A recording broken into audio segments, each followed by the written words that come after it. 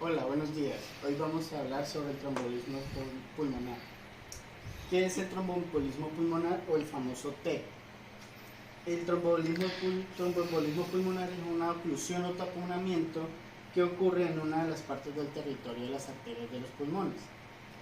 ¿Qué lo puede causar? Tenemos una tríada de tromboembolismo pulmonar, que es la hipercoagulidad, que hace referencia a estos pacientes que tienen la sangre muy coagulada, se le coagula muy rápido, ya sean por los factores de coagulación o los tipos de coagulación, porque hayan tenido una fibrilación auricular en los últimos 3 meses.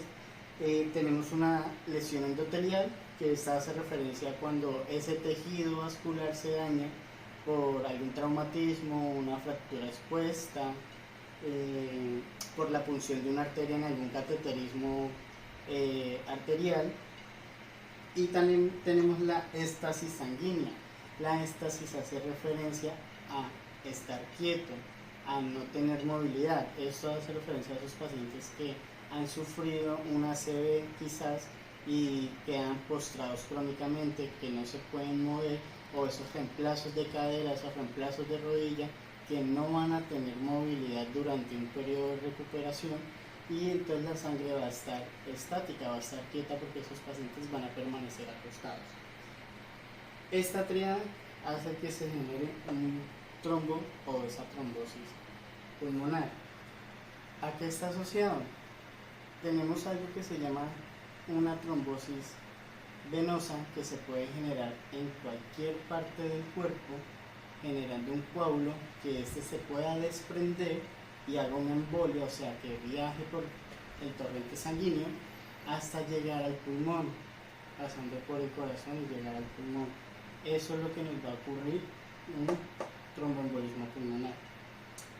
¿Cuál va a ser el tratamiento de estos pacientes? Tenemos dos tratamientos. Uno con heparina no fraccionada, que se va a generar básicamente con heparina sódica, y su dosis inicial va a ser de 80 miligramos kilogramos en bolo, y luego se va a continuar con una infusión de 18 miligramos kilogramos hora. Y lo que vamos a tener en cuenta es que los tiempos del TPT lo vamos a tener entre 1.5 y 2.5, vigilándolo constantemente. También vamos a manejar las heparinas de bajo peso molecular, como la enoxaparina, que su dosis va a ser de 1 miligramo kilogramo cada 12 horas de manera subcutánea. Pero hay pacientes que se pueden trombolizar.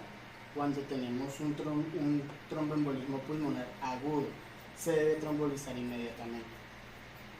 ¿Con qué lo vamos a trombolizar? Con alteplasa y streptokinasas.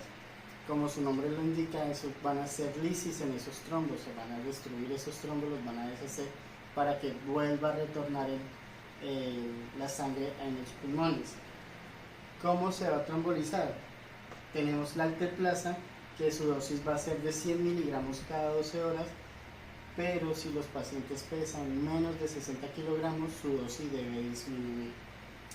Tenemos la streptokinasa, que tiene que darse un bolo inicial de 250.000 unidades y luego dar 100.000 unidades hora por 24 horas. Pero entendamos un poco para que cómo pueden hacer función esos trombos, esos trombólicos. Vamos a hablar un poquito de la fisiopatología. La sangre normalmente hace su recorrido en la circulación menor, porque tenemos dos, una circulación menor y una circulación mayor, pero nos vamos a concentrar en la circulación menor. La circulación menor es aquella donde entra la sangre por el lado derecho del corazón, va hacia los pulmones y retorna ya oxigenada al lado izquierdo del corazón para que sea eyectada hacia los demás órganos y sean perfundidos. Pero ¿qué pasa? En una situación normal, la sangre sale del ventrículo derecho por la vena pulmonar hacia los pulmones, y allá hace el intercambio gaseoso en los alveolos mediante los capilares alveolares. Cuando se oxigena la sangre, ella retorna nuevamente hacia la aurícula izquierda, la cual baja abriendo la válvula mitral y baja hacia el ventrículo, y el ventrículo eyecta la sangre para que éste sea perfundido por los demás cuerpos. Pero ¿qué pasa? Cuando llega un trombo, si hablamos de la parte distal, llega un trombo y se localiza y se aloja en la vena arterial pulmonar, ¿qué va a generar? Va a ocluir y el flujo de sangre va a disminuir, no va a pasar sangre hacia los alvéolos.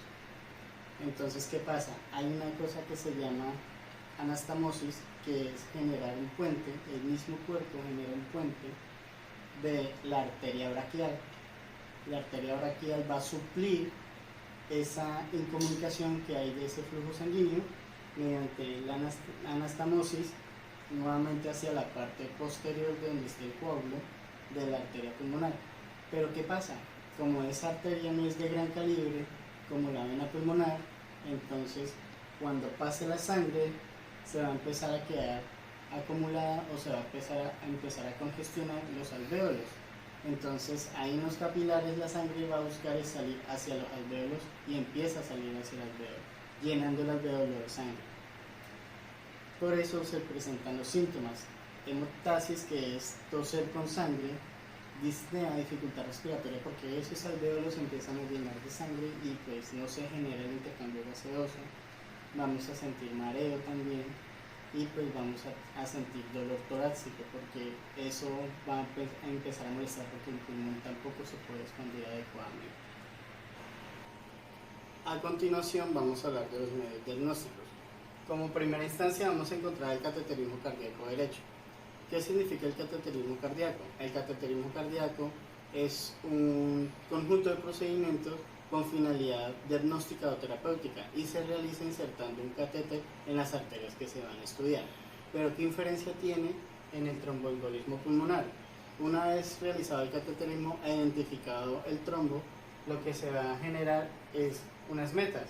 ¿Cuáles son esas metas?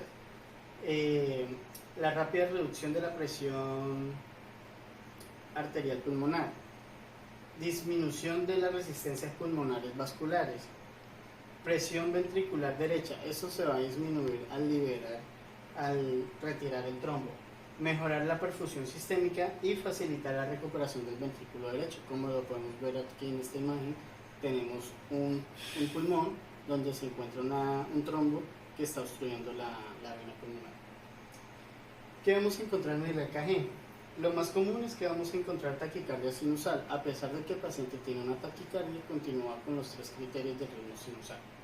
Vamos a encontrar extrasístoles ventriculares. Va a presentar fibrilación auricular o flúteres auriculares. Y en el segmento ST vamos a encontrar una elevación en las derivaciones D3, ABF y B1.